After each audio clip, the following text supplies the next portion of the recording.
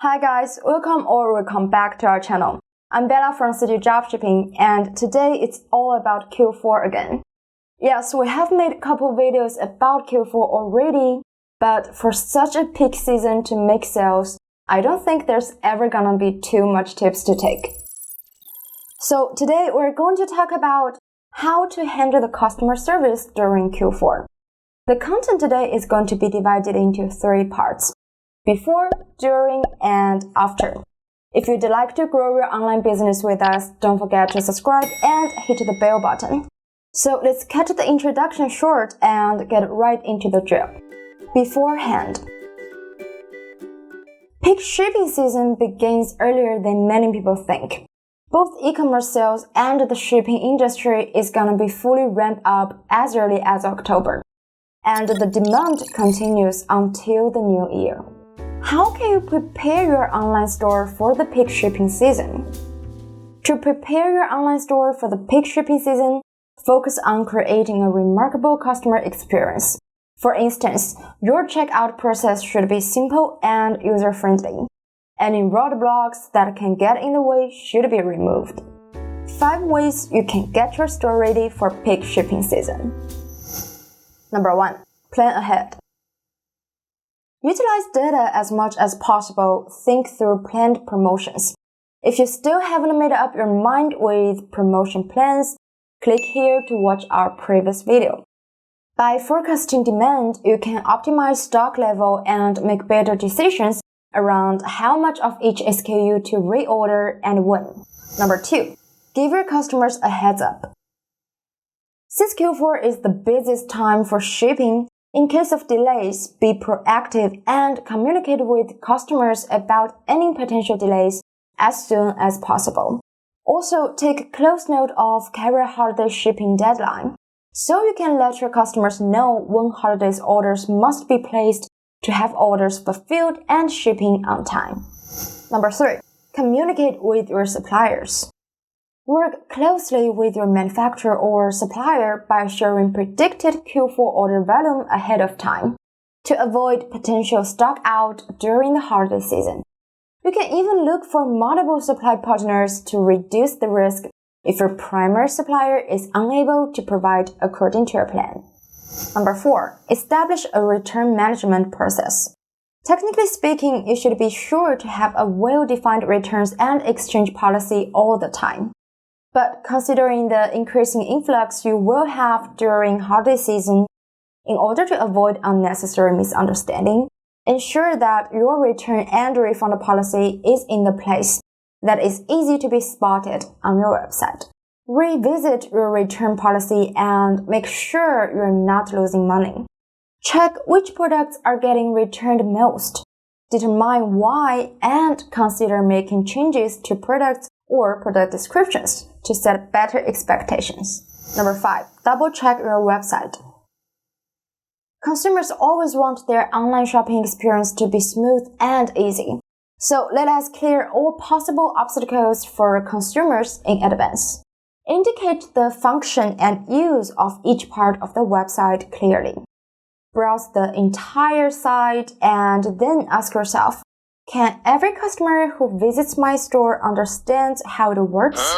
Can they easily find the products they need in the store? Also, since many customers are used to do online shopping on their mobile devices, you must build a website which is suitable for viewing on mobile devices. Invite your friends to visit your website and give your feedback. Let them click on each link to ensure that the link can jump to the corresponding page correctly. Ask them if they see typos and if there are any suggestions. During. Shopping cart abandoned can also lead to a huge number of lost sales. Nearly 80% of online shopping carts are abandoned before the customer completes the payment. So it's definitely worth it to put in the effort to resolve as many lingering hesitations as you can. Sending out abandoned cart emails is a remarkably effective customer retention tactic. These emails will remind shoppers of what they left behind and encourage them to return and complete the purchase. How to design an abandonment cart emails. You can customize abandoned cart emails with coupon codes, product images, call to action buttons, and more to get people back to the checkout page.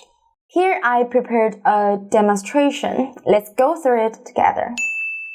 So first, of course, you need to put your store name or logo out here and pop out a question like, still thinking about it? Then you can use 1 or 2 sentences to explain the purpose and even promote a discount to encourage the purchase. Maybe something like, looks like you left something behind. Return to your cart to complete your purchase for 5% off now. And don't forget to add the details of the abandoned items. Add a call to action button, and you can also prepare some related recommendations at the end. And remember, this is just a simple example. What you can do is gonna be much more interesting and much more attractive than that. So go ahead and be creative. After. Excellent customer service should always be a priority. But in the unfortunate event that you receive a customer complaint, what to do? 4 common reasons. Number 1, product is out of stock or on back order.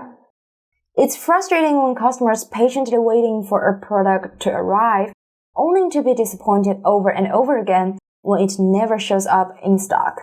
Even though you may not know when you will have the product available again, you can help satisfy your customers by telling them that you will let them know when you get it, and make sure you actually follow through with your promise. Number 2, fulfillment issues. Fulfillment issues are some of the most common reasons that drive your customers mad. And the frustrating thing is that fulfillment issues are often out of the hands of your frontline customer service team. Number 3, lack of follow-through. Sometimes all it takes is one ignored message or email and you suddenly have an angry customer. You can avoid this by staying on top of your emails and messages regularly. If this still unfortunately happens to you, own up to your mistake and don't lie about it. Apologize, then handle the issue right then. Try to avoid putting the problem off any longer. Number 4, defective product. In dropshipping, you don't produce the product, so when a customer receives a defective item, it's not your fault, but the customer will blame you for it anyway. You can handle this by resending or refunding the product. Find out what the customer needs, then help them accomplish it.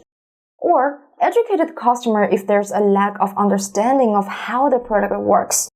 Thus, if you can get some explainer videos ready beforehand, it would be great. 9 steps you can take with complaints. Number 1, stay calm. Approach the problem with a peaceful state of mind can help you build the foundation of effective complaint handling. Number 2, listen. Pay attention to what customers are saying will help you understand the issue. Number 3, be kind. Be kind and understanding. It will help you diffuse anger and frustration. Number 4, acknowledge the issue. Reiterate the complaint to demonstrate that you understand the customer's pain point and respect them for connecting with you. Number 5, apologize and thank them. Apologize for the poor experience can help you gain a competitive edge. Number 6, ask questions. Start a conversation by calmly asking questions for gathering facts and taking the initiative. Number 7, make it speedy. Come up with a quick resolution and only promise something that you can follow up on to make customers happy. Number 8, document the response. Document every complaint so that you and your team can review them later to identify issues, opportunities, and trends. Number 9, follow up. After coming up with a resolution, reach out to customers to let them know that their satisfaction is your top priority and apologize again for the bad experience. Okay, that's all for today. I hope this video is helpful to you. And if it is, don't forget to give us a thumb up and subscribe. Thanks so much for watching. Let's link up again in the next video.